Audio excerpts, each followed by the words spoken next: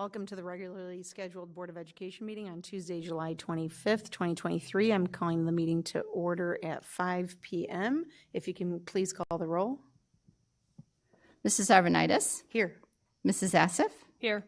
Mrs. Caforio, Mr. Collins, Dr. Henry, Here. Mrs. Hassler, Here. and Mrs. Troutman. Here. 5 board members present, 2 absent. Can I have a motion to go into closed session? I move that the Board of Education go into closed session for the following: the appointment, employment, compensation, discipline, performance, or dismissal of specific employees of the public body or legal counsel for the public body, including hearing testimony on a complaint lodged against an employee of the public body or against legal counsel for the public body to determine its validity. 5 ILCS 122C1. Collective negotiating matters between the public body and its employees or their representatives, or deliberations concerning salary schedules for one or more classes of employees. 5 ILCS 122C2, discussions of minutes of meetings lawfully closed under the Open Meetings Act, whether for purposes of approval by the body of the minutes or semi-annual review of the minutes as mandated by Section 2.06 5 ILCS 122C21. I'll second. Motion by Ms. Troutman, second by Mrs. Hassler. Please call the vote. Mrs. Troutman, Yes? Mrs. Hassler, Yes. Mrs. Asif, Yes. Dr. Henry, Mrs. Arvanitis. Yes, 5 ayes, 0 nays, 2 absent. Motion passes. Board will move into closed session.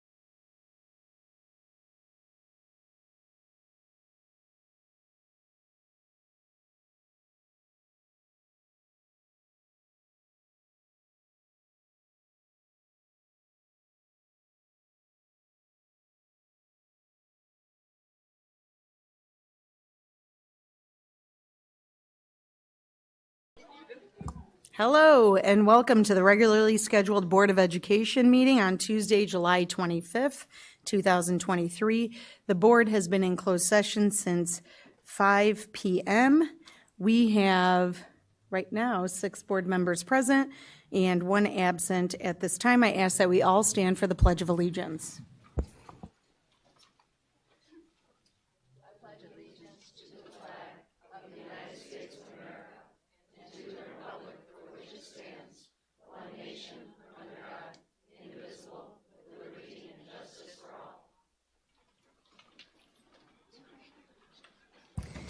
Okay, we'll start our agenda items today with the spotlights and recognition. First up, we will have York Badminton. So if you're here from York Badminton, come on up.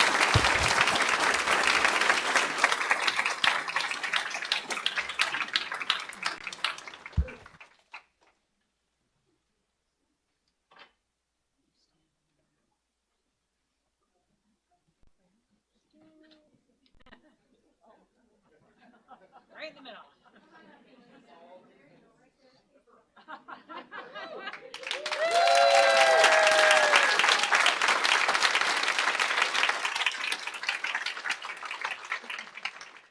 Hello.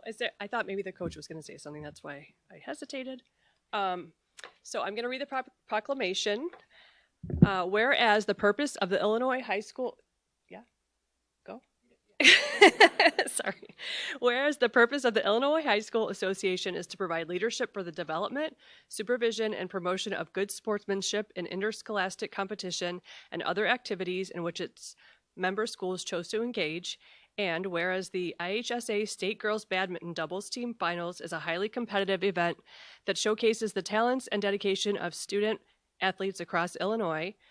And whereas we are proud to acknowledge the outstanding performance of the York High School's badminton doubles team members Sasha Niedig and Lindsay White, who have demonstrated exceptional skill, teamwork, dedication, hard work, and sportsmanship throughout the tournament.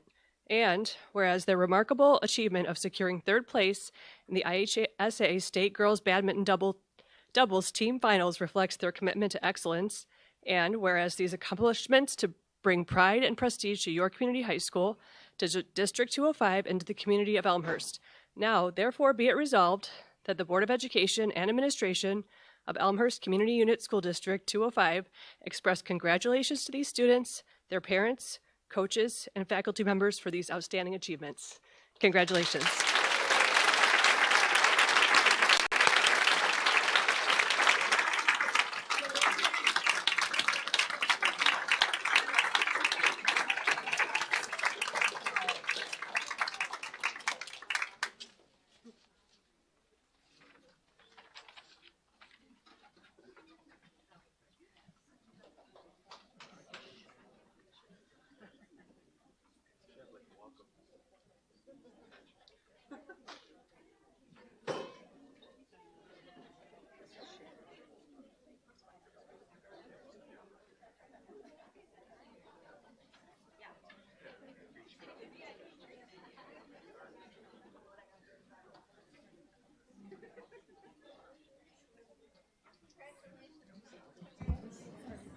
Thank you. And next up, we have York Baseball. If you're here for York Baseball's recognition, please step up.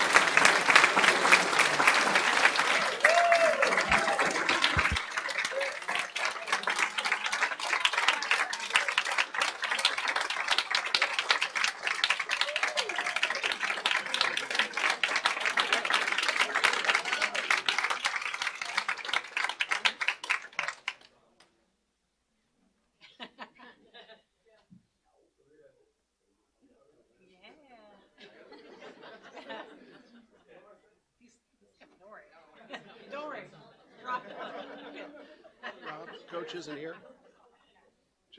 All right. All right, gentlemen, then I'm just going to read this proclamation. It's a good look with that trophy. I like that.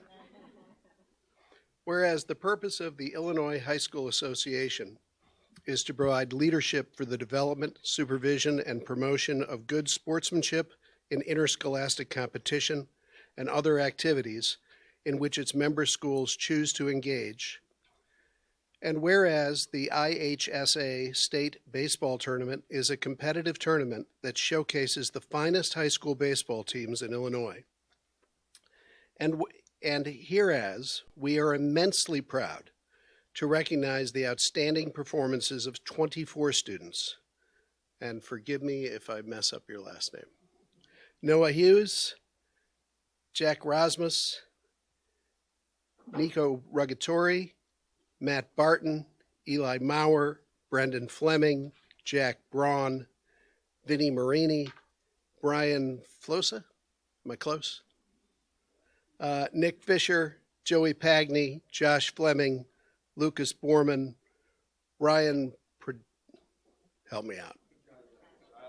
Pedrilo, thank you. Jack Lawton, Chris Danko, Ryan Turner, Paul Reedy, Tommy Van Deff, TJ Stiklitis, close? I get something for the effort, right? Mason Belfance, Ryan Sloan, Noah Jones, and Ryan Liskowski, who participated in the IHSA State Baseball Tournament. And whereas we take immense pride in acknowledging the extraordinary performance of our York Community Baseball team, who displayed outstanding skill, determination, and teamwork throughout the IHSA State Tournament. And whereas this exceptional baseball team made history by qualifying for the IHSA Tournament, an accomplishment last made in the 1993 season. And whereas the team's remarkable achievement of securing 4th place in the IHSA State Tournament reflects their strong dedication and great sportsmanship, and whereas these accomplishments bring pride and prestige to York Community High School, to District 205, and to the community of Elmhurst.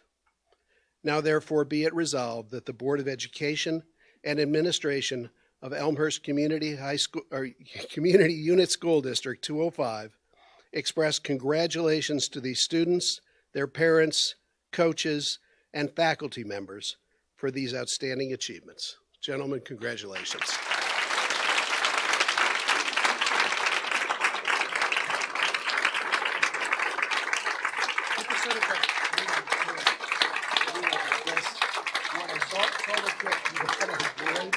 Seasons.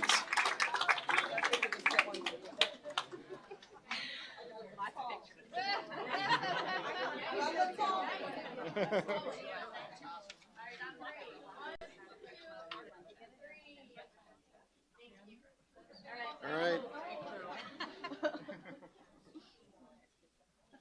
Thank you. Thank you.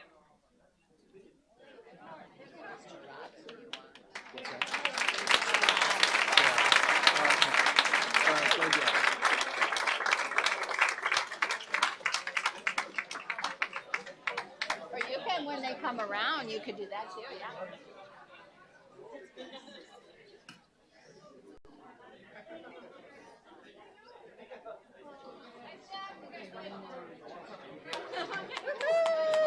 Good job.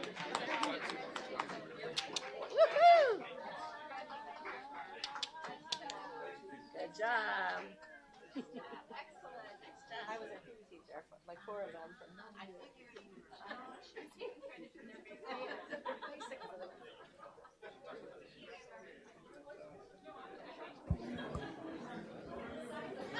Okay, congratulations. Next is York Girls Track and Field. If you are here from the York Girls Track and Field team, come on up.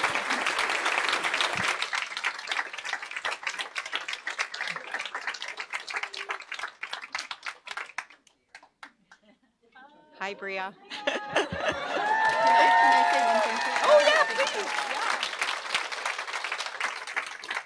Hey, Bria. I don't have anything prepared, but it's easy to talk about you.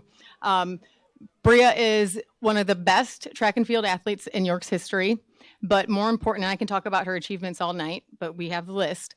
More important than that, she serves her community. She is dedicated to her teammates, and she cares more about her team and how the team does as a whole than she does as an individual athlete. And I think what she does as an individual is a byproduct of what she pours into everybody else. So it has been a pleasure and it has been a joy, and I'm so proud of you. Thank you.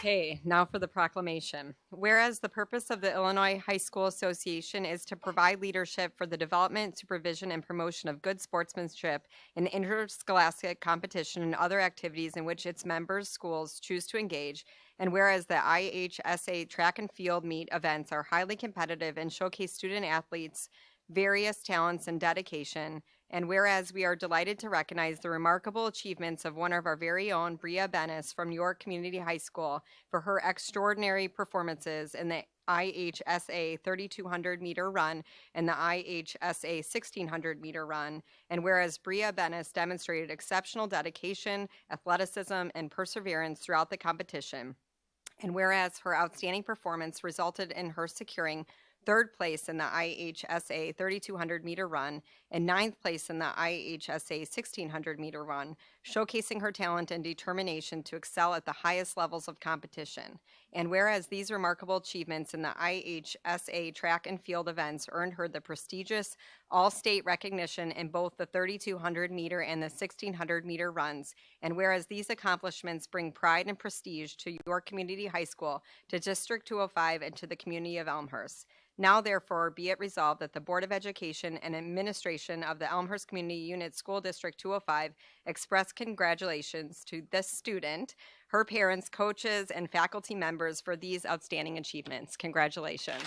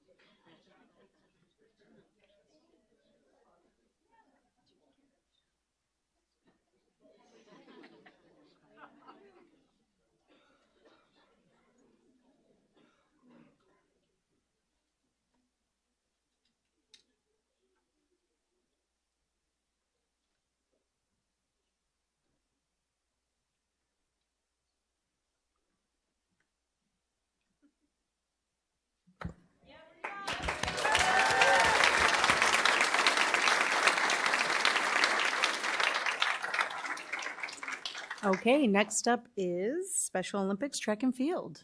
Come on up.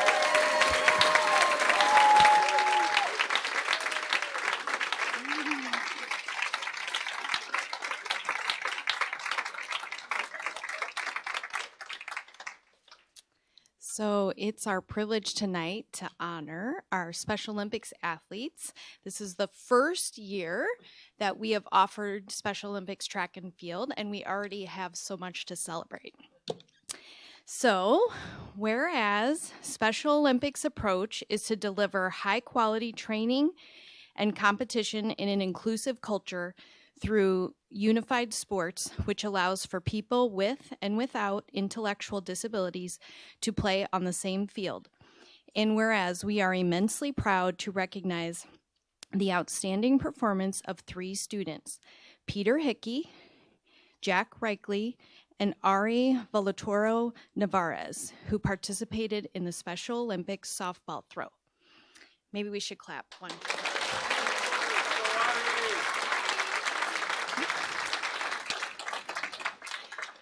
Whereas Peter Hickey exhibited tremendous determination and skill, earning the bronze medal in the softball throw event.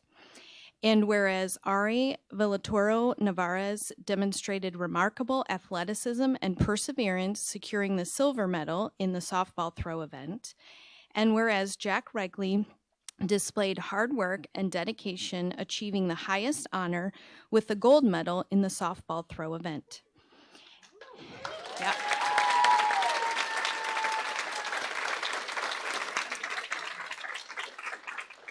Whereas their exceptional achievements in the Special Olympics softball throw are a testament to their hard work, their resilience, and their dedication to their sport.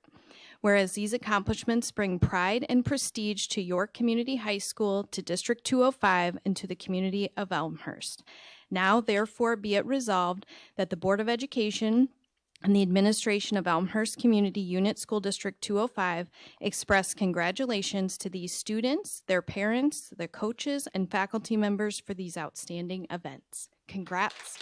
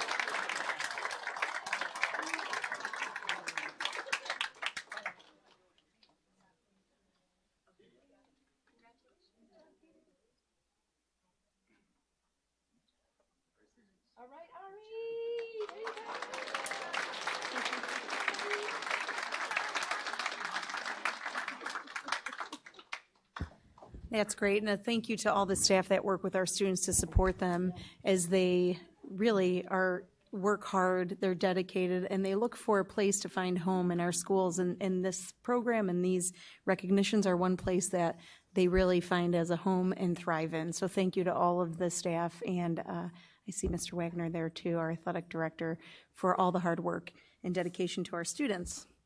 With that, we will move on to item number 5, which is public comments for our board meeting tonight.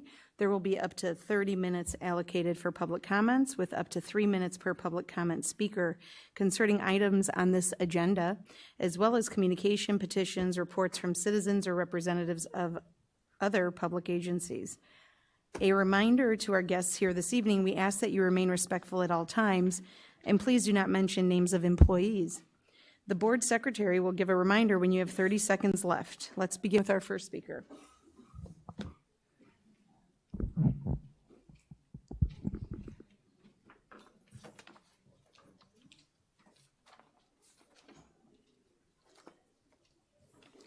Our first speaker is Daniel Hall.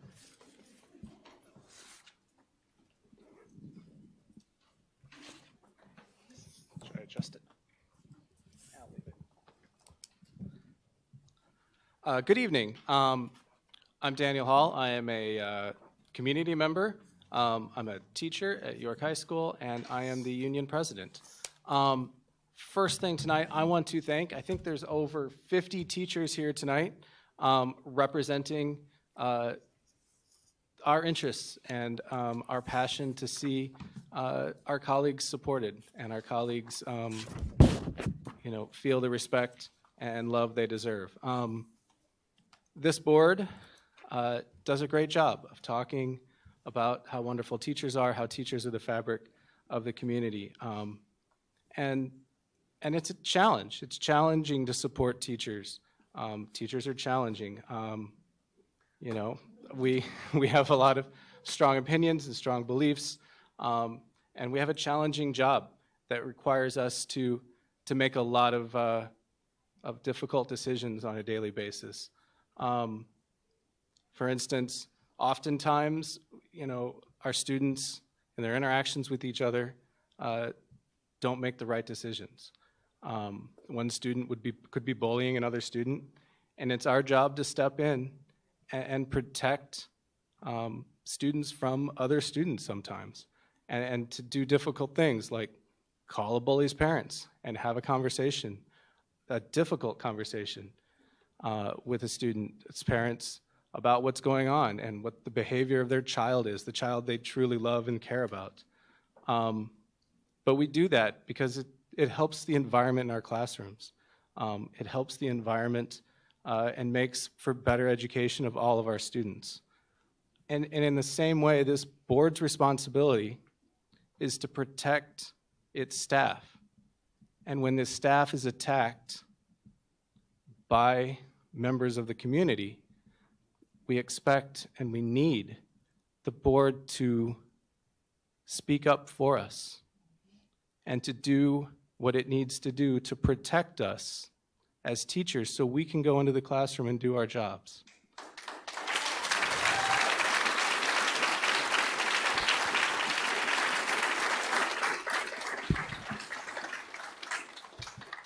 And that's not an easy task.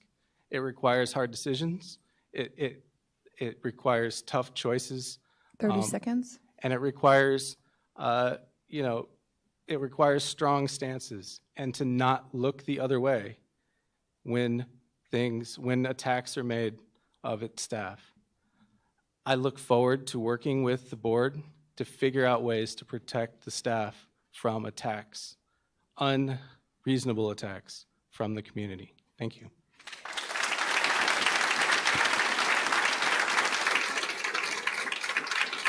Next speaker, Kelly Deloria.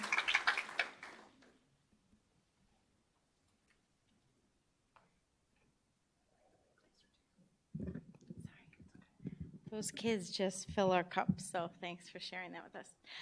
My name is Kelly Deloria, and I attended D205. My dad played football at York. He's in the room. My uncle was editor of the York High and went on to win a Pulitzer Prize. My cousin Ryan just graduated with his own big dreams and bright future. I attended Edison, Sandburg, and York. I swam, stayed on the high honor roll, was on NHS, an Illinois State Scholar, and on law team. My sophomore year, I won the Citizenship Award. While student teaching in 2005, I sat in the green and white as Illinois' junior senator addressed York student citizens and future voters in a centrist and respectful speech. Back in the 80s, the district had decided to close Sandburg. My parents were PTA presidents, so they fell into political activism. When the issue was put to referendum, I remember making buttons and canvassing with Mom, talking to neighbors about projected enrollment, building upgrades, and the value of a walkable neighborhood school. I have vivid memories of scary dogs, rude comments, and being uncomfortable, and I remember asking, why do we keep doing this? My parents responded by explaining American democracy, the idea that citizens go to the ballot box to determine the direction and choices for their communities. Firm believers in the marketplace of ideas, they felt it was essential that we develop the capacity to talk respectfully with neighbors about issues, even when we disagree. Schools were polling places, and tall booths adorned with stars and stripes lined the hallways on election days. My emerging consciousness that our democracy and our public schools were somehow connected began in my formative years as a student in Elmhurst, and I'm reminded of that often in this social and political context and my role as a teacher at York. Our public schools stand tall on foundational pillars of democracy and self-determination. They are a living, breathing apparatus predicated on the idea that all citizens need the requisite tools and skills to fulfill their individual potential and participate in a healthy and sustaining democracy. The idea that schools are apolitical places requires a misunderstanding of our storied history. Many of our forebears have argued that education plays a critical role in the protection of democracy. Thomas Jefferson opined that public education was the only public institution capable of enabling every man to judge for himself what will secure or endanger his freedom. Citing Jefferson in a 2006 Times piece, education professor Hank Rubin interpreted those words, writing, "Just as a free press helps ensure the integrity of government, public education helps to ensure that democracy survives." 30 seconds. I am heartened to see so many people here tonight who understand the close relationship between democracy and schools, and that public educators, board members, and citizens are empowered to uphold. Folks willing to use their voice as everyday citizens to move the levers of power towards justice and fairness in peaceful and respectful ways, who value a marketplace of ideas and who commit to civil public discourse. Citizens who believe in the Constitution and are willing to exercise their voices to defend those values and the choice to do what is right, even when it's not easy. As I drove by Sandburg today, a crew was fixing the entryway, 3 pouring minutes. concrete, making improvements to the building in advance of students' return, and I felt grateful. Thank The you. question of Sandburg's fate is probably long forgotten, and soon this meeting will be too, but I have always believed in the power of this community to support and invest instead of tearing down our schools. Our Thank next you. speaker.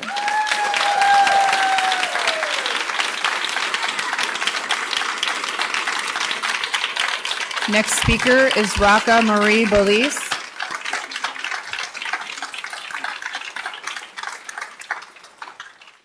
you can deduct from my time, and in the words of Michael Scott, what she said. I want to begin by thanking the board for voting unanimously to include excerpts from American Street in the York Freshman English curriculum.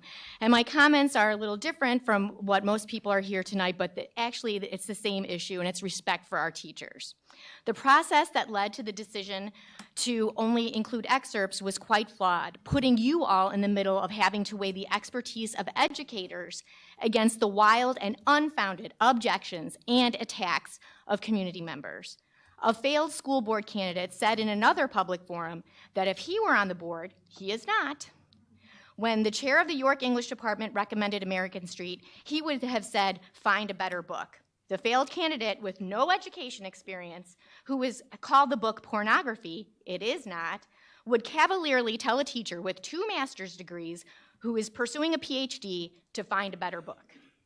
Please consider revising the process so that it allows for valid community feedback, but prioritizes the expertise of our trusted educators.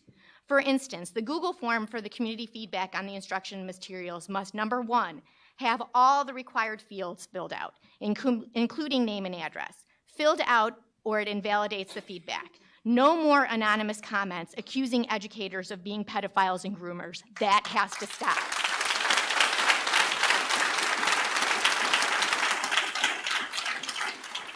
Number 2, ask if the instructional material was read in full. A no answer should not be considered seriously. And number 3, ask for specifics on the objection or support for the material, citation of a professional review, compliance with the district or state educational standards.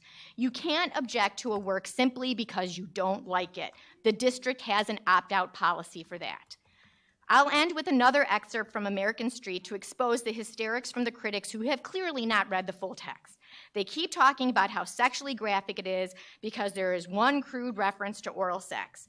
There is no graphic sex in the novel. I'm sure you're probably not surprised to hear that. But the failed candidate never lets the truth get in the way of a good story. So here is the one intimate encounter with Fabiola and her boyfriend. Only skin, muscle, and bone separate my heart from Kasim's heart. I'm so close to him that I can feel it beating against my own chest. Both his arms are wrapped around me and his legs stretched across my bare thighs. 30 seconds. It's as if he's swallowed me whole with his body. It's a place so warm and bright that I swear I must be glowing from beneath his covers. He nestles his face in the crook of my neck and inhales deep. Is this real, he whispers. I take his hands and breathe into it. You feel that, I ask? Then he presses his body against mine and pulls me in. You feel that? Yes, I breathe. Time melts around us, and maybe his bed and his sheets and his room dissolve into nothing. It's just us there. Nothing else matters. Nothing else exists. 3 minutes. Thank you. Next speaker is Kevin Krasnicka. Kevin Krasnicka. Thank you. Good evening. My name is Kevin Krasnicka, and I've been a homeowner and resident of Elmhurst since the year 2000. Tonight, I want to call out the failed candidate for District 205 School Board, Tom Chavez. The failed candidate is a liar and a bully. Based on that, why should anyone care about what he has to say about anything? I repeat, the failed candidate, Tom Chavez, is a liar and a bully. Based on that, why should anyone care about what he has to say about anything? On the failed candidate being a liar, just at the last school board meeting, he lied. He said, after the April board meeting, Kelly Assef, demonstrating a level of immaturity not seen in previous school boards, lashed out at me publicly on social media, raging about her kids being exposed to vulgarity and lewd language. Those words are a lie. Ms. Assef did no such thing. She merely challenged the failed candidate's claim that he didn't know her children were in the room at the time he was speaking. Ms. Assef's comments were made in a controlled and firm fashion. On top of his lies, the failed candidate, Tom Chavez, is a bully. He is a person who habitually seeks to harm or intimidate those whom he perceives as vulnerable. Again, at the last school board meeting, he acted like a bully. I notice he is not here today. The failed candidate used the school board's own public comment rules against members. Your rule is that a board members remain silent during public comments. That makes you vulnerable to the attacks of a bully. The failed candidate took advantage of that when he made outlandish statements about Kelly Assef, as noted above. He also verbally attacked Courtney Troutman. This reminds me of comments made by Elmhurst Mayor, Mayor Scott Levin, in the Elmhurst Independent right before this year's municipal elections on April 4. He said he was seeing unethical behaviors and, frankly, conduct and communications that are less than neighborly. And Mayor Levin requested, let's have honest communications to help us each decide who we want to represent us. I appreciate Mayor Levin's comments, and I take a further step. We need to call out those who don't argue in good faith. Call out those who use fear tactics to garner attention and votes. In our culture, we have to name the speaker. This is not cancel culture. This is consequences culture. The speaker is free to speak. Go ahead, exercise those First Amendment rights as much as you want, but there are consequences to your actions. If we see a lie, we call out the lie and the liar. If we see a bully, we call out the bullying behavior and identify the bully. And then, when it comes time to take an action like voting, we know who and what we are voting for, and who and what we are voting against. 3 minutes. Thank you.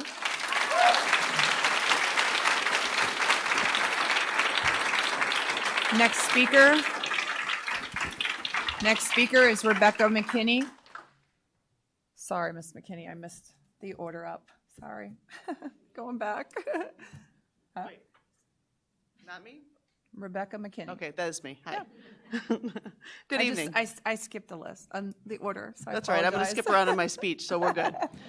First, though, I want to say thank you to those of you who have spoken up in praise of teachers tonight. It's good to hear. I'm actually retiring early because things have been so difficult in the past couple of years. So it's nice to hear all of those compliments and defenses. I don't know if everybody understands really how hard it's been. So redundantly, my name is Rebecca McKinney. I'm a teacher at York High School, but I grew up south of here in Kankakee, Illinois. My father actually served as the president of the school board while I was attending high school. That was fun for all of us. And Linda Yankee taught me English. But really, my father was a lawyer, and growing up, my brothers and I would debate law, cases, and the Constitution over the dinner table. Also fun.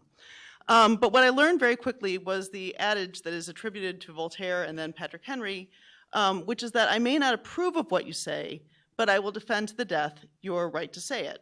Henry or Voltaire simplified what the First Amendment later spelled out, that we have rights to free speech. What that meant to me, and I'm going to skip around, is that it is important to hear like all the sides of an argument to be able to say things and hear them. It was sacred in our house, as with the entire Constitution and the laws and the processes that are derived from it. I grew up believing that those laws and legal processes went hand in hand, and in fact, my father was a defense attorney, and sometimes we would ask him, like, Dad, how can you defend this guy? And he would always respond that everyone deserved a defense, and it was part of the process, and the process was essential, and this was one of my core beliefs. And the right to speak one's mind, and the need to see and hear two sides of an issue were important parts of my education, and to me, an important part of how we teach at York, that we were able to hear more than one side of a situation, and to teach that and allow students to hear that as well. It was clear to me that agreeing with someone has nothing to do with whether their speech was permitted. The law, specifically the First Amendment, determines that. So why am I here?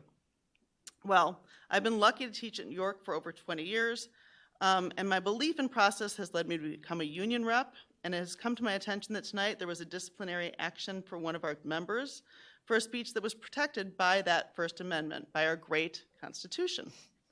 And I felt compelled to speak for a number of reasons.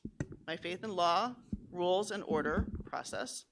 My faith in my colleague, who has a documented record of being an exemplary teacher, 30 according seconds. to the district's own measurements, and has never had a mark on a record, no warnings, no notes, no letters on her file, and in fact, who is much admired. And because in this particular situation, I object to infractions against protected First Amendment speech, our union members, our teachers and citizens, and our rights as citizens are not suspended because we've taken a profession requiring our heart and soul. We would hope that the board, rather than attempting to discipline someone for engaging in free speech, would defend our right to do so. 3 minutes. Encourage teachers and students to have complete, comprehensive, and complex understanding of the Constitution. And like Patrick Henry or Thank you. Voltaire, maybe not stand with us in defending our right to engage in difficult but valuable conversations. Next speaker. Next speaker is Marcia Baker.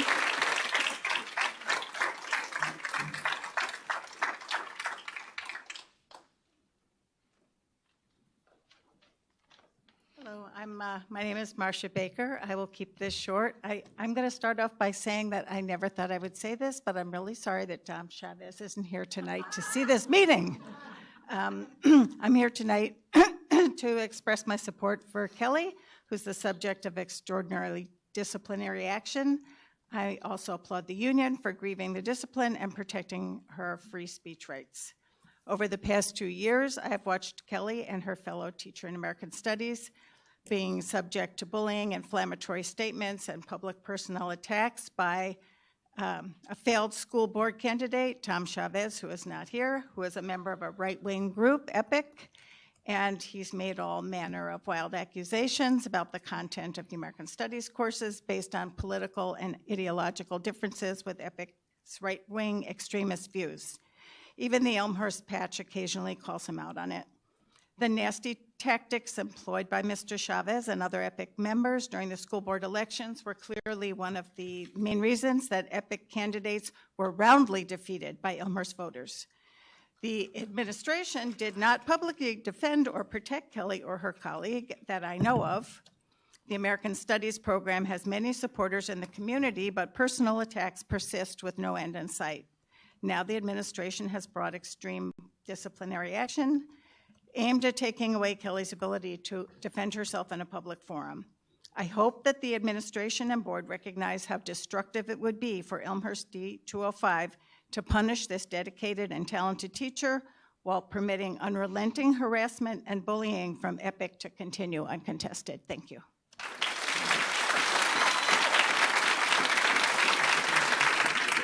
Next speaker, John Baker.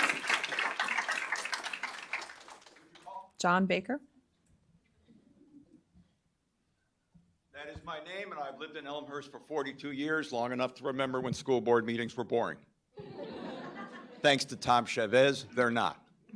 Let's cut to the chase.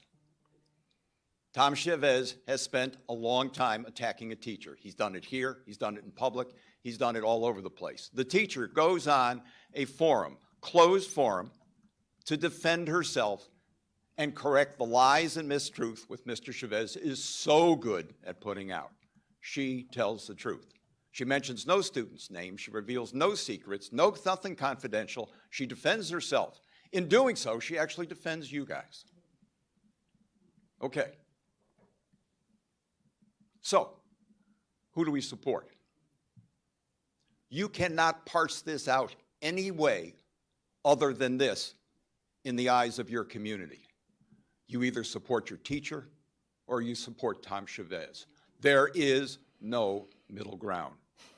You can call out any legal precedents you want. This community views it as either your teacher, you support your teachers, or you support Tom Chavez. Now, I know how the community felt. Some of you sit here today because we told Tom Chavez and his group to go packing. We didn't want the way they run the school district. We want you to run it the right way. It's your choice, your teacher or Tom Chavez. Make the right choice. Because I tell you, if you make the right choice, I'm here to defend you. I'm here to support you. I'm here to vote for you. Make the wrong choice, I'll be doing a lot more than speaking at your meetings.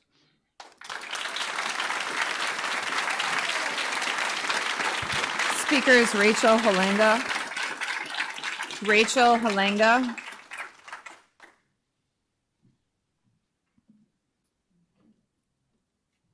Hi, I'm Rachel Hellinga.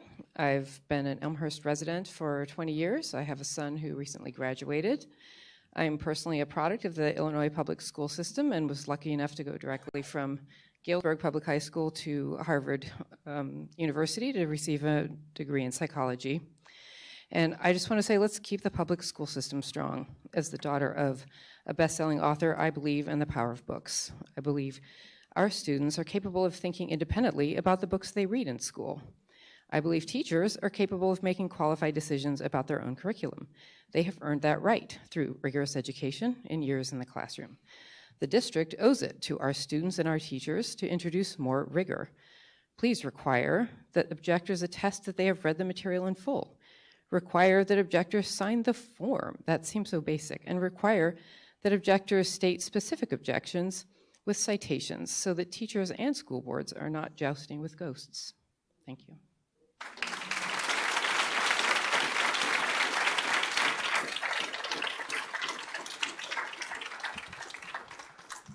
That's everyone? Great, thank you. Thank you to everyone who took the time to voice their concerns, support, or perspectives to the Board of Education. Common practice of the board is to follow up with public commenters after the board meeting as needed. Thank you again. We'll move on to the next item on the agenda, which is item number 6, the approval of board meeting minutes. Are there any changes to the minutes from June 13th, 2023 and June 26th, 2023 for both the regular and special board meeting? Seeing no changes, those meetings stand as presented. Item 7, reports and presentations. We have one presentation tonight on the tentative 23-24 budget. Mr. Welton, I will turn it over to you. Thank you.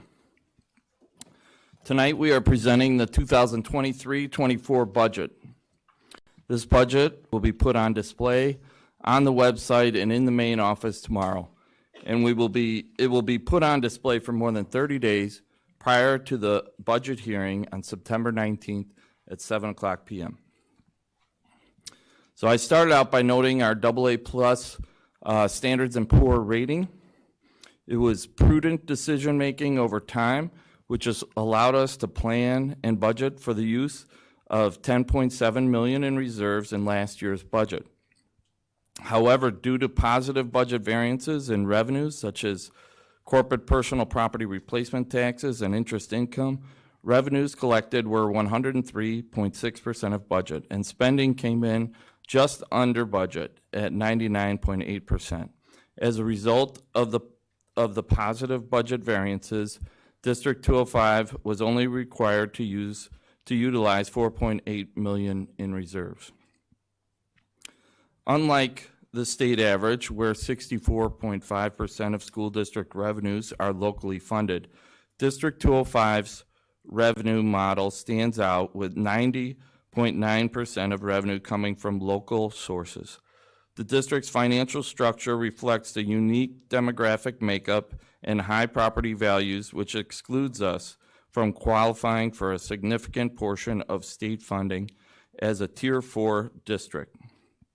Notably, 83% of these locally generated funds are derived from property taxes, highlighting the community investment in ensuring a high-quality learning environment for all students. In addition to property taxes, the district draws local revenues from corporate personal property replacement taxes, tuition, interest income, food sales, student participation fees, and textbook sales. Property taxes represent 83% of the operating revenues. The timing of collections has a big impact on the revenue stream. DuPage County distributed the May-June taxes the same 3 dates this year as last year, May 26th, June 9th, and June 30th. Therefore, the collection percentage was consistent. Last year, the district received 53.4% of extended taxes in May and June, and this year we collected 52.8% of the extension. Prior to recent years, DuPage school districts would receive 47 to 48% in May and June, and then 51 to 52% in the fall. Now DuPage County is distributing more like 52 to 53% in May and June, with the remaining 47 to 48% in the fall. If the county continues to use the same distribution dates, this will result in more consistency in timing of property tax revenues. Elmhurst School District 205 remains adaptable to economic fluctuations, such as the variations in replacement taxes, interest income, and federal revenues. The district experienced historically high amounts of replacement taxes due to Illinois corporate income taxes. However, projections indicate that these rates are expected to stabilize, resulting in a 25% reduction in this line item. This is pending estimates from the Illinois Department of Revenues. The district has shown prudence in adjusting its budget numbers to maintain financial stability and will continue to closely monitor and adjust this amount prior to finalizing the budget. Also, the district is budgeting a continued increase in interest income due to the rising interest rates and an increase in federal revenues due to ESSER funds. As far as our mixture of operating expenditures, typically a school district's budget is primarily made up of salaries and benefits, often about 80%, as historically seen in District 205. However, due to the larger transfers of $4 million for summer capital and $7 million for additional scope, $1.4 million for tech leases, and $0.33 for debt certificates, the percentages reflect higher than normal percentages in other areas for the 2023-24 budget year. As far as the staffing, with the exciting completion of our second brand-new elementary school, the 2023-24 school year will again reflect all 8 elementary schools in full operation, as opposed to 7 which were operated in the previous school year. With construction successfully completed on 2 brand-new elementary schools and the finalized renovations on the other schools, paired with a successful launch of all-day kindergarten, we have seen an increase in kindergarten enrollment, driving the need to increase our certified full-time kindergarten teaching staff. Recognizing the pivotal role of strong leadership and support services, the district has also increased staff in vital areas such as special education, instructional leadership, and custodial services. 3 elementary assistant principals were added to promote instructional leadership, deepen staff development, and elevate student outcomes. Our investment in special education staff, such as resource and self-contained, social workers and psychologists, also ensures that the growing diverse needs of students will continue to be met. Safety of staff and students continue to be an important focus for District 205. Following a review and analysis of feedback from parents and students, the district will be adding 2 campus supervisors to improve supervision at York High School. Through data analysis, research, and listening to feedback from the community, the district also realized the need to modify an existing administrative position to ensure that literacy-related programming, support for English language learner needs, and dual language programming was elevated to ensure that the students in these areas are receiving a high-quality education designed to elevate their success and continued growth. As such, the previous director position was modified to create both the Director of Literacy Pathways as well as the Assistant Director of Language Pathways and Programs. With these important investments in staff, the total number of full-time employees is now 1,189.57. These strategic additions are geared towards supporting student development and nurturing well-rounded leadership teams at every level of the district. Investing in priority areas continues the strategic investment in student success. Elmhurst School District 205's budget for the 23-24 academic year reflects the district's unwavering commitment to academic excellence. The district has made significant investments in high-quality instruction, professional learning opportunities, modernized technology, and facility enhancements.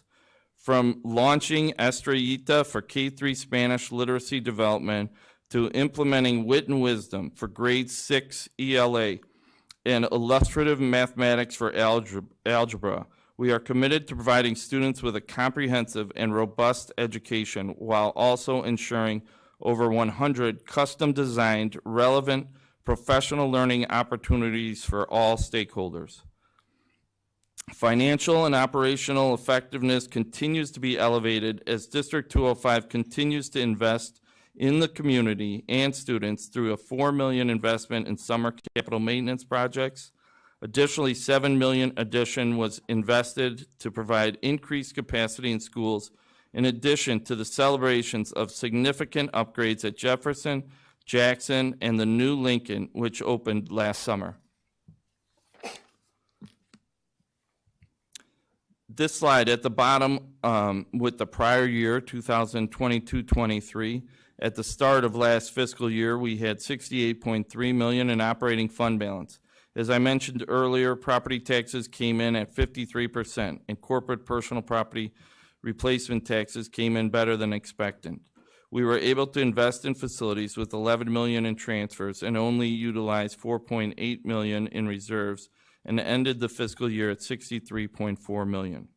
And at the top section of this slide, with the 2023-24 budget, District 205 continues to invest in facilities and high instructional resources, and we are budgeted to end the budget year 2024 at $57.1 million, which leaves us with adequate reserves. This overall budget summary includes all the funds, including the non-operating funds for debt service and capital projects. As you know, we have completed all the bond issues from the $168.5 million referendum.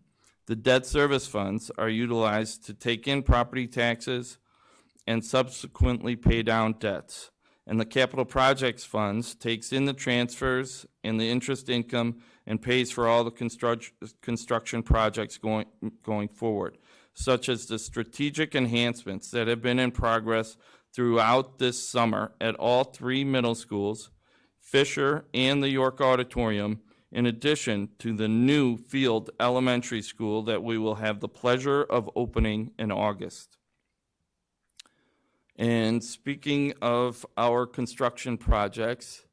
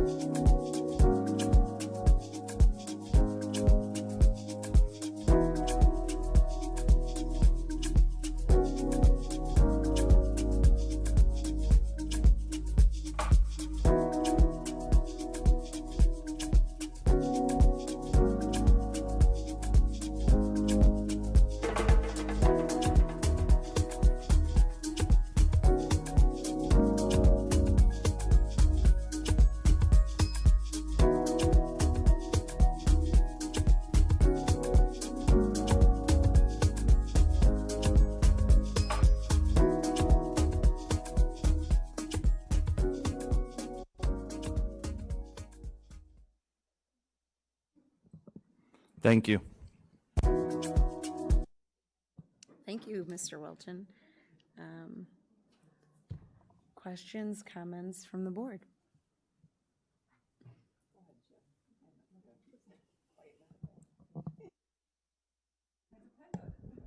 If you insist.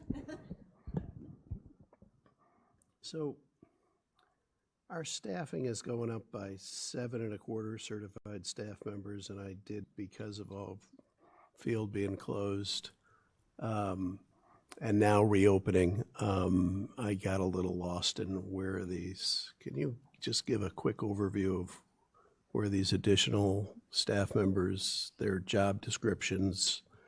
Because certified staff members includes teachers, counselors, psychologists, et cetera, et cetera, et cetera. So I'm just, give me a quick overview of where they're all going to work.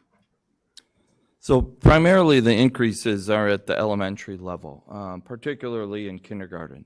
In addition to the kindergarten and just the enrollment, elementary enrollment, there's also additional special education staff, and we noted some of the resource and self-contained, the psychologists. So it's primarily from elementary enrollment, primarily at the lower grade levels, and special education, as well as some EL staff as well.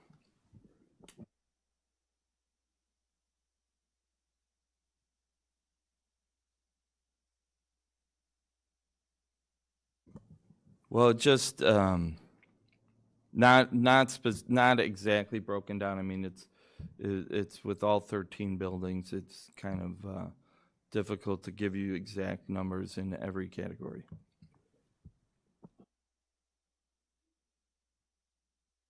Sorry, it went off.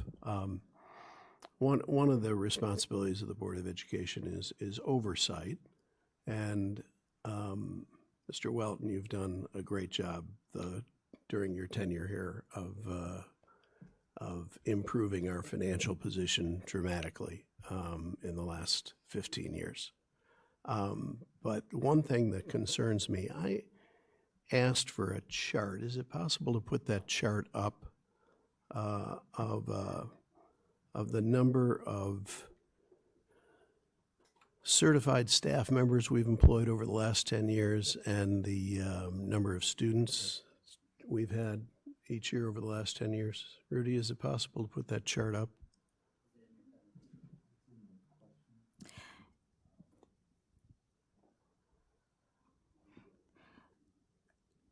Mr. Collins, it might be difficult for us to pull that up since we don't have that queued up, but I want to go back to your first question and the specific numbers and the breakdown. So we're looking at, as Mr. Welton has stated, we have about 4.2% increase in FTE certified staff that are designated specifically to support our special education students. Those numbers vary across particular schools. We have an additional 1.23 FTE increase, and that's specifically for our EL certified staff. And then we have an additional over 1.82 increase within the general education population. So as echoed, the 7.25 increase in the FTE certified staff is really being driven by the support that's needed within various populations of students that we serve that have a heightened sense of need. And so the idea of the increase of enrollment and that parallel with the increase of certified staff is a little tricky because our staffing model also takes into consideration the needs of students, which, you know, based on work within the special education department, as well as looking at some of our students with more significant needs. We are excited that we were able to, in certain cases, reallocate some of our resources to take into account, which we are really excited about the increase of enrollment across our kindergartners. So I hope that speaks specifically to the allocation of the FTEs. Right. I'm Thank giving my colleague a break tonight, welcoming my new assistant superintendent over HR. Next time he got it for me. All right. Appreciate that. Now, I appreciate that for this year's additional staffing. I'm looking at the chart that I requested. And I'll just kind of give you the bottom line to it. 23-24, we have enrollment of 8,293 kids. 10 years ago, or a little more than 10 years ago, 2011, 2012, we had enrollment of 8,283. So we have 10 more students this coming school year than we did in the 11-12 school year. In the 11-12 school year, we employed 615 certified staff, and I made the distinction earlier because they're not all teachers. They have other job functions as well. And in 23-24, we're employing 715 certified staff members. So we've increased enrollment by 10 students in aggregate over that time period, and we've increased the employment of certified staff by 100. So 10 certified staff members for every additional student.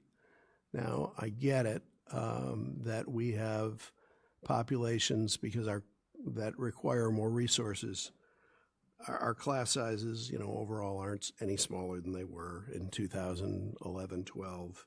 Student achievement is not significantly better. So just in my role as a board member, I'm wondering if before we vote on this budget next month, that I can get that same kind of accounting of growth in specific student populations that would require more resources, as well as the correlating additional resources we've hired. I just want to know where the additional staff members are deployed.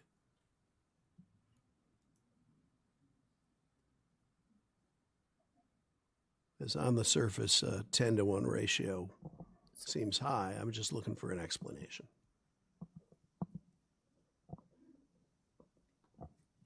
For point of clarification, when you mention the where those additional staff members are, are you asking by building? No. By job function, really. I mean, if you can just get, something that says, all right, so our English language learners population has grown by X number of students, and therefore we have X number of certified staff serving that population. Got it. Noted. Thank you.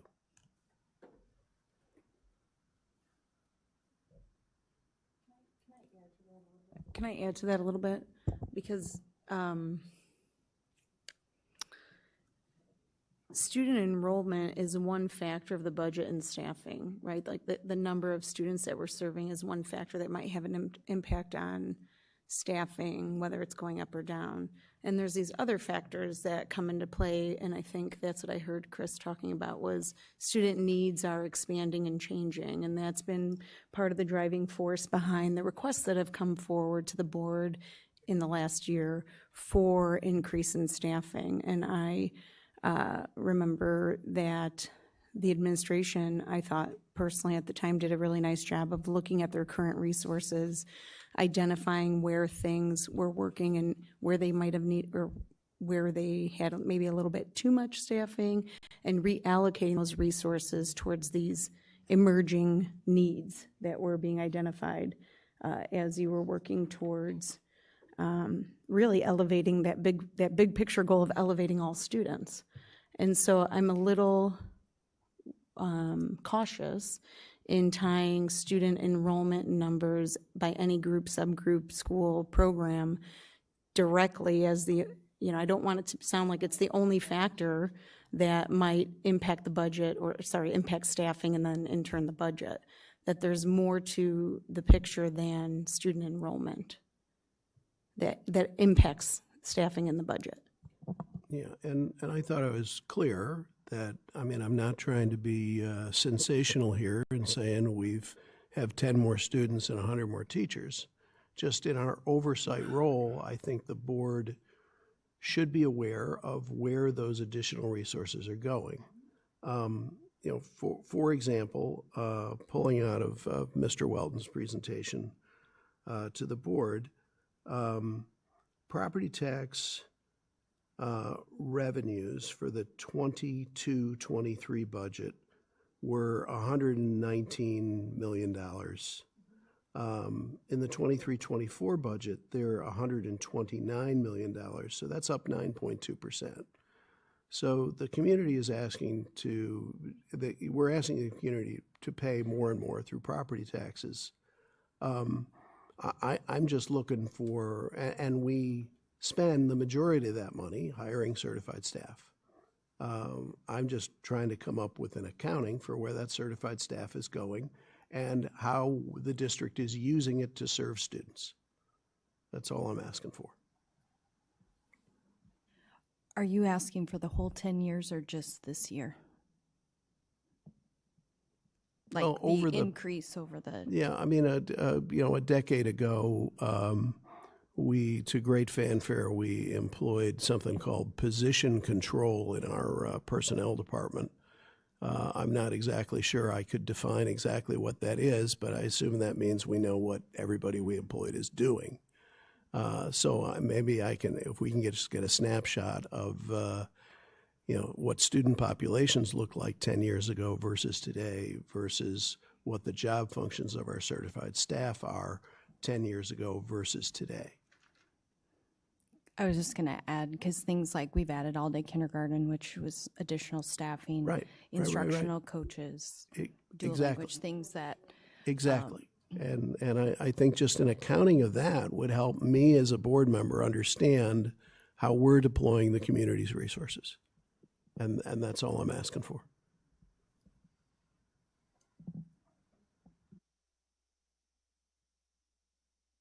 Beth, you want to go ahead? Yeah, I just wanted to call attention to the work that's being. That's okay. That's okay. That's okay.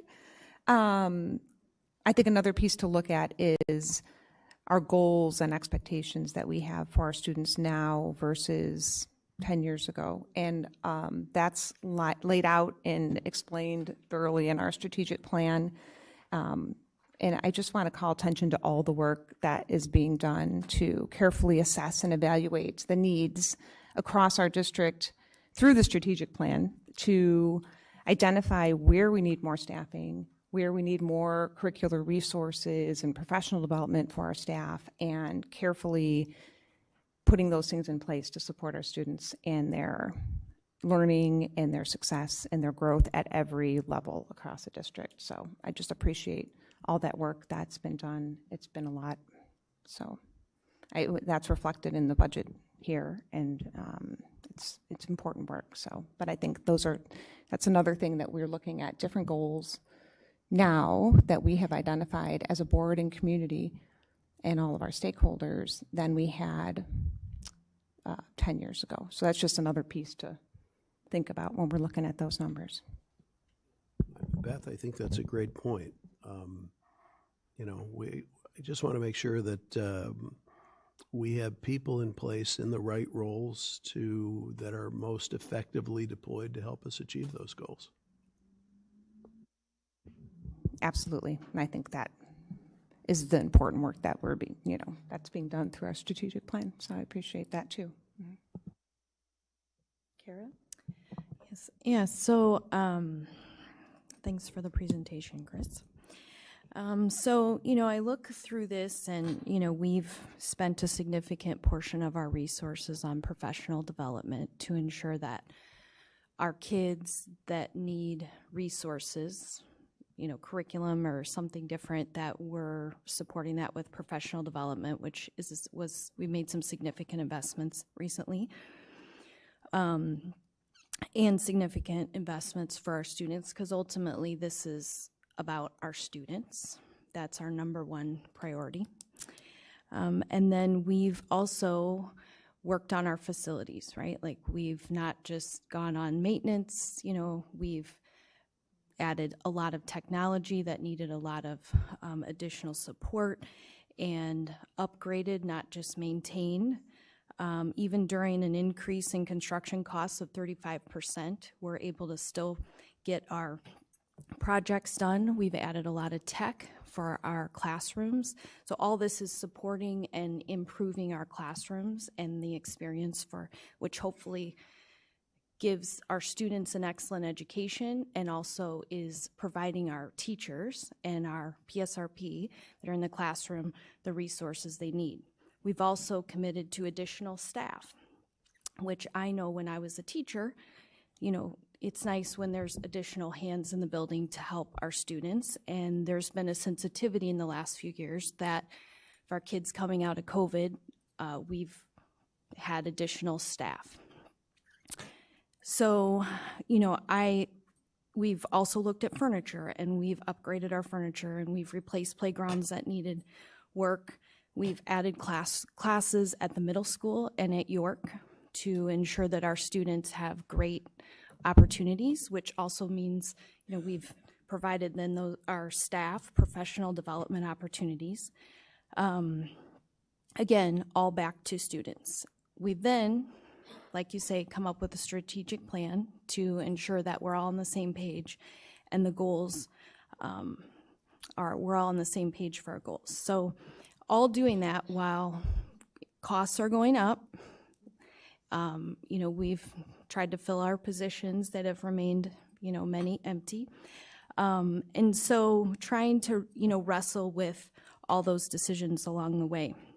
And so I just think it's important to, there's a lot of numbers on here, and we get down into the things about the staffing, which is, a huge part of our expenses. The majority of our expenses are people, which is as it should be. But we've also worked on all the other pieces that support what's happening in each of our classrooms. And I think it's important that our community see how much investment is being made in our buildings, in our people, in all those things for the students.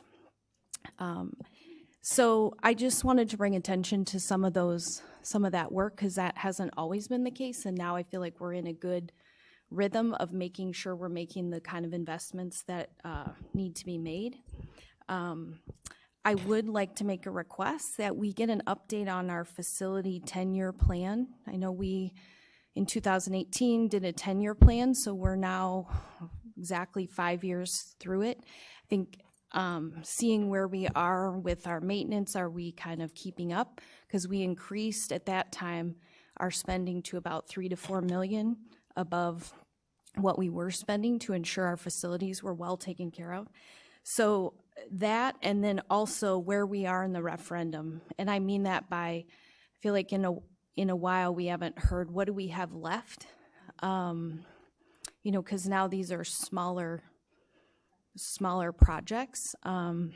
So I'd just like to kind of know where we are in the referendum. I know that we've been absorbing the increased costs, and because of, good fiscal management over the years to prior boards and current boards, then we have those reserves to pull from. But I would just like to really understand where we are with our facilities, because I think as we finish the referendum, it's important that we're looking at, that we're continuing to maintain our facilities and make some updates as needed that maybe weren't part of the referendum. So other than that, I'd also like to, I think staffing is, we always have to look at our staffing, and it's, so that's all.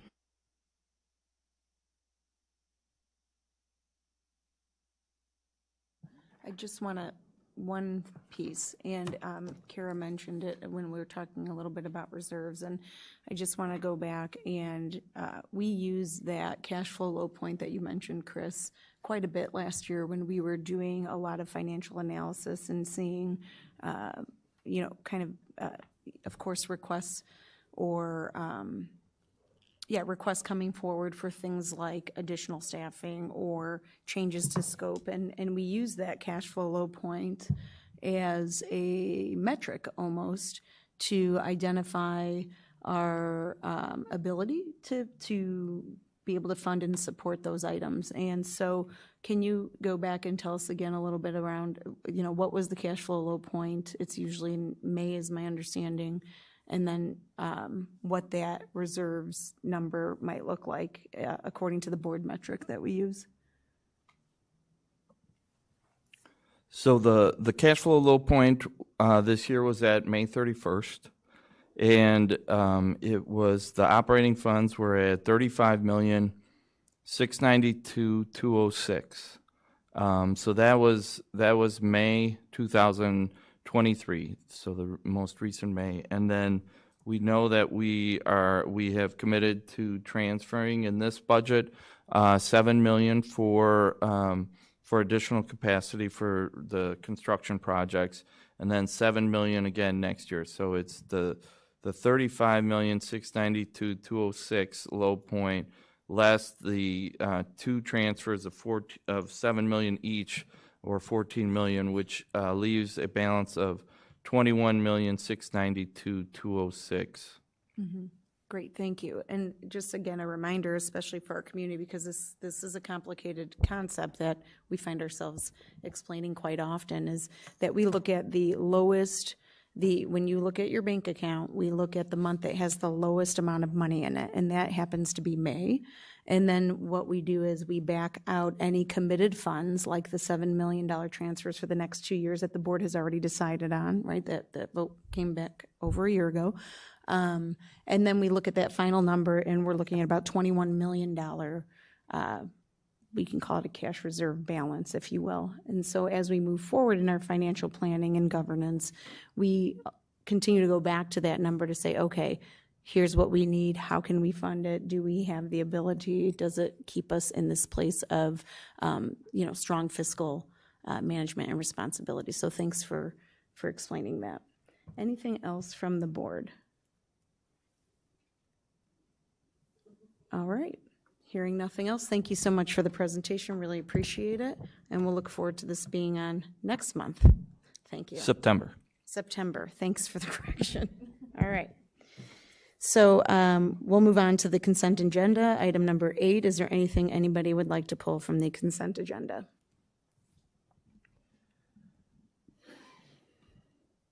Nothing? Okay. Can I have a motion for the consent agenda, please?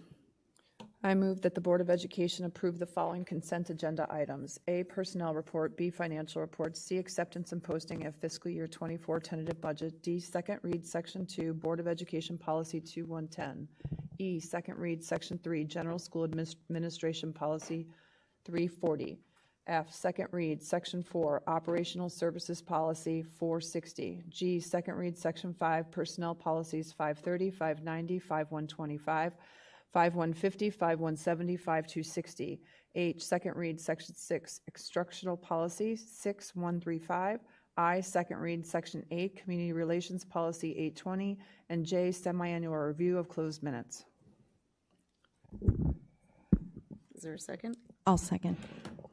Thanks, Kara. Motion by Mrs. Troutman, second by Mrs. Caforio. Please call the vote. Mrs. Troutman? Yes. Mrs. Caforio? Yes. Dr. Henry? Yes. Mr. Collins? Yes. Mrs. Hassler? Yes. Mrs. Assif? Yes. And Mrs. Arvanitis? Yes, 7 ayes, 0 nays. Motion passes. And now on to agenda action items. We'll move to item A, the Foundation 205 donation. Dr. Campbell? So the Foundation 205 is a nonprofit founded in 1989, and they have been dedicated to innovation in education and the advancement of excellence for all Elmhurst Public School students. Since then, the Foundation 205 has sponsored innumerable fundraising activities, including which we all can celebrate the themes educational grants that continue to see some of the largest contributions that have been made from the foundation to our teachers and to our district. Tonight, we come with a donation outside of the hundreds of thousands of dollars that the foundation has already been so generous in donating to us. So I'm going to ask my colleague, Mr. Gomez, to share a little bit about this specific donation. Sure, thank you. After reviewing requests for iPad stylus from various educators through individual themes grants, Foundation 205 has expressed an interest in supporting the purchase of styluses for even more students. The donation from Foundation 205 will allow us to purchase over 1,800 Logitech styluses for all students in grades K through 2. This objective is to allow more opportunities for student engagement in creation-based activities and elevating student learning.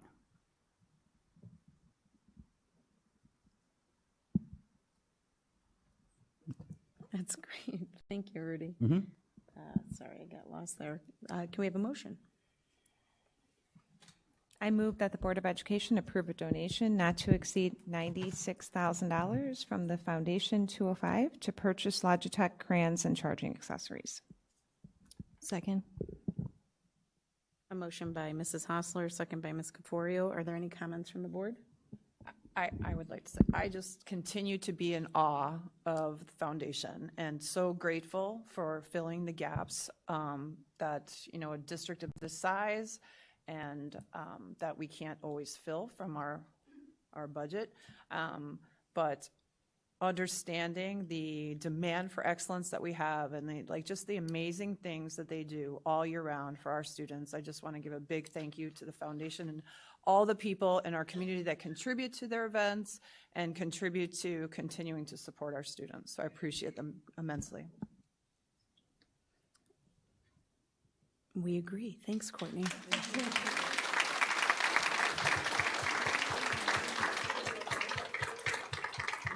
Can we please call the vote? Mrs. Hassler, Yes. Mrs. Caforio, Yes. Mrs. Troutman, Yes. Mrs. Assif, Yes. Mr. Collins, Yes. Dr. Henry, Yes. and Mrs. Arvanitis. Yes. 7 ayes, 0 nays, motion passes. Item B is the approval of settlement agreement with local number 73 SEIU CTW for union grievance ID number 00000266. Can we have a motion? I move that the Board of Education approve its settlement agreement with local number 73 Service Employees International Union, CTW, concerning Miguel Alcantar for union grievance ID number 00266. I'll second. Motion by Mrs. Caforio, second by Dr. Henry. Can we please call the vote? Mrs. Caforio, Yes. Dr. Henry, Yes. Mrs. Hassler, Yes. Mr. Collins, Yes. Mrs. Assif, Yes. Mrs. Troutman, Yes. and Mrs. Arvanitis. Yes, 7 ayes, 0 nays, motion passes. Item C, the adoption of resolution approving notice to remedy. No action will be taken at this time on item 9C. Item D, withdrawal of disciplinary action. No action will be taken at this time on item 9D.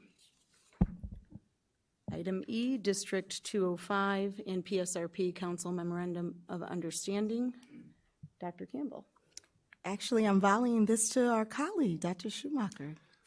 This memo of understanding states that Elmhurst 205 and the PSRP Council agreed to retitle the current lead secretary and assistant secretary positions to school lead administrative assistant and school administrative assistant. Our district PSRP advisory team agreed the titles current are antiquated and do not best represent the duties and responsibilities of our staff.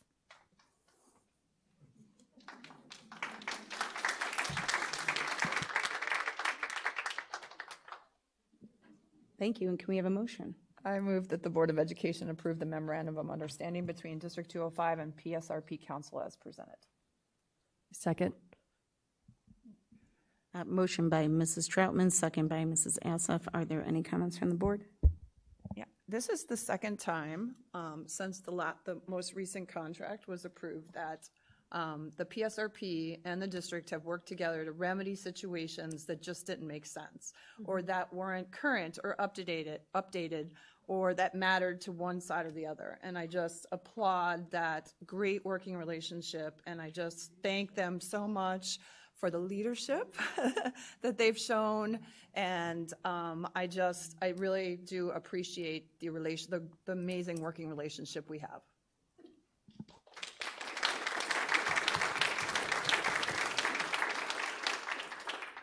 Please call the vote. Mrs. Troutman, Yes. Mrs. Assif, Yes. Dr. Henry, Yes. Mrs. Caforio, Yes. Mrs. Hassler, Mr. Collins, Yes. Yes. and Mrs. Arvanitis. Yes, 7 ayes, 0 nays, motion passes. Item F, the approval of resolution authorizing commencement of social media litigation. Dr. Campbell. Yes, my colleague, Dr. Scott Grins, will share a brief update. Good evening, everyone. So this lawsuit is on behalf of many school districts nationally, on behalf and with the law group France, which was also the law group that we partnered with for the Juul vaping litigation that occurred as well. France has, with other districts, filed lawsuits in the United States District Court. These coordinated lawsuits are against several social media companies, and the litigation is seeking to address the negative impacts that these companies are having on students and school districts across and throughout the country. Franzik, another firm that we work with, is acting as the Illinois co-counsel with France. which is the firm again leading this nationwide. The experts contend that some of the actual algorithms used by the social media companies lead to things like addiction for students with social media, also leading to severe emotional distress with students and other issues that impact our teachers and our staff and our schools on a daily basis. I just want to note that this is a large-scale, multi-district litigation, and there are no attorney fees or costs associated with the district in joining in this process unless there is a financial recovery, meaning unless there are actually gains made and that there is some change made with the social media company. That is the only time any sort of financial interactions will occur. Great, thank you. Can we have a motion? I move that the Board of Education approve the resolution authorizing commencement of social media litigation as presented. I'll second. Thank you. Motion by Mrs. Hostler, second by Dr. Henry. Are there any comments from the board?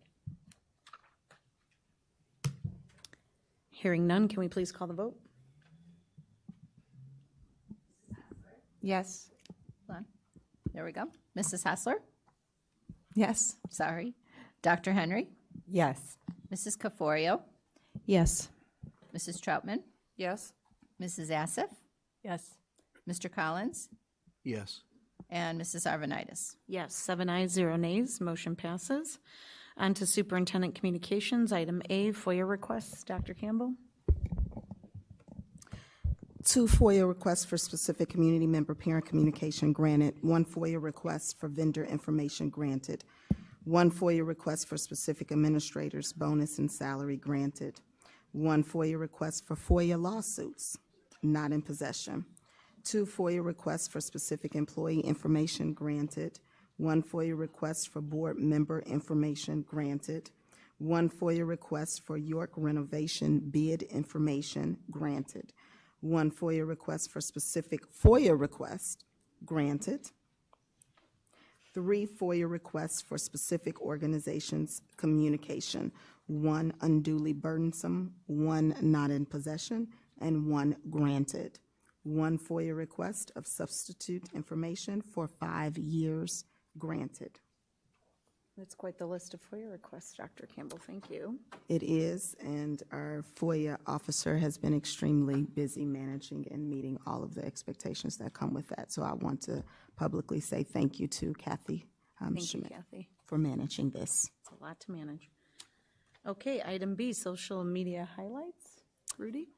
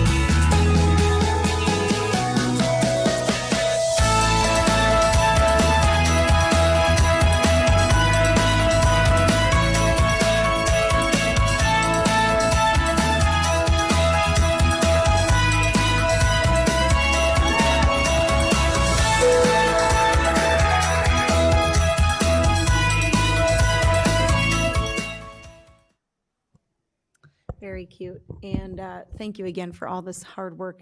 They mentioned the summer programming there. And what an expansive program that we offered, right, this year. Everything from academic opportunities to athletic opportunities. Are you notioning to speak? We're going to highlight that next month. Then So I'll that's stop one of our talking. Presentations for next month. I'll stop talking. Very good. All right, so board communications, any reports for sharing information from board members? Go ahead. So we're talking about, the litigation, that we just approved. Is there any administrative, I'll say, I don't know, I guess program or talking to get kind of everybody on the same page in how phones are to be used or not used in classrooms, meaning just like creating environments in our classrooms where phones are away? Is there any like kind of a, like by, whether it's by level, I guess probably by level is the best. I just, how I hear a lot of, well, it's handled this way and a different way, and just something that maybe as a district, as the school year gets started, could we sort of be on the same page by levels and communicate it out? Is that a possibility? Yes, we can definitely do that. I think the call out is by levels. We see that there are very delineated expectations in terms of usage from elementary to middle to high school. And I think that we can definitely share that with the board and with our community, so everyone is clear of what that is.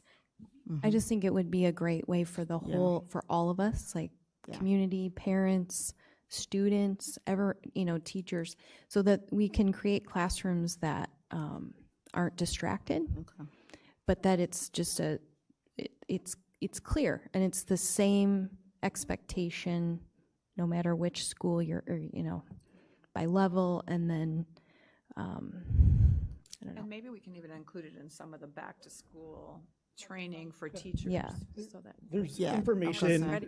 Yes. There, not to revisit a past conversation, but there is information about it in the handbook that we will also be highlighting with all parents and families as a part of curriculum night, and then highlighting also with our students as they come back to school.